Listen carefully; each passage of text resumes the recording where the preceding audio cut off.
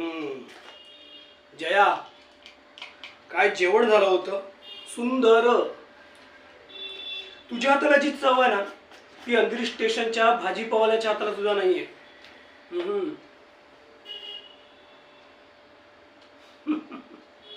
अगं तसं नाहीये ते. मी तुला सांगतो, ते तिकडे लोक खायला जातात ना, बसची वेळ झाली तरी तिकडची लाईन इकडे येत नाही.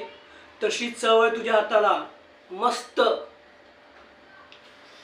मी तुला पाहायला आलो होतो ना, तेव्हा मी तुझा चेहरा पाहिलाच नव्हता. तू बनवलेला चहा, पोहे, चिवडा, वा वा वा, मस्त. ते तू जेवणामध्ये जे कालवण बनवलं होतं ना, ते खाल्लं आणि ठरवलं की हीच आपली माधुरी दीक्षित.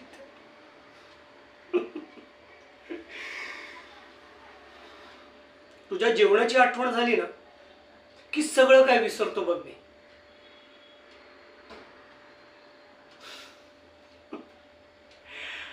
अगं बाई, तूच माझी मालकीण आहेस आणि मी तुझा गुलाम.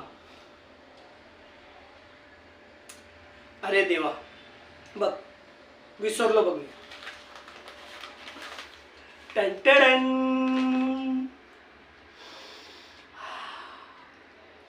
सुंदर आहे की नाही गजरा? हा,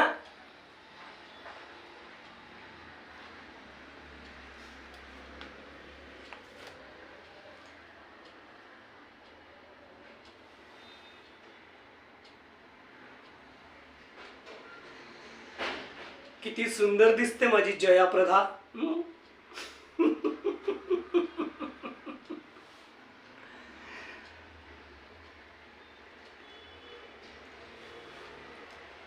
जया, होईल त्यांचं लग्न. तू नको काळजी करू, स्वामी आहेत.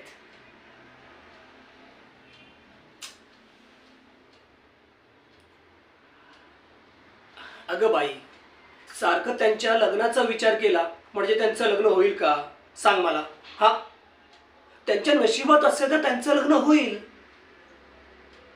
आणि जया, स्वामींवर भरोसा ठेव, ते कधीच कोणाचं वाईट करत नाही.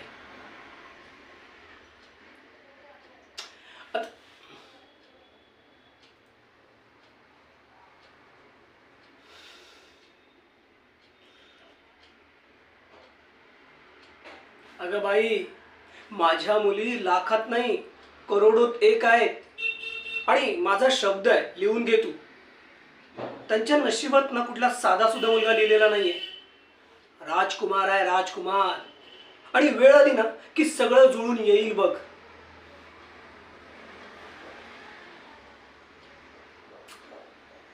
राणी सरकार, तुमची तशी आज्ञा असेल तर हा सेवक तसंही करायला तयार आहे.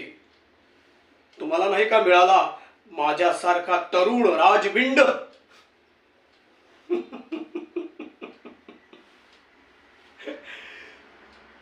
अगं नको काळजी करू, त्यांचं लग्न होईल.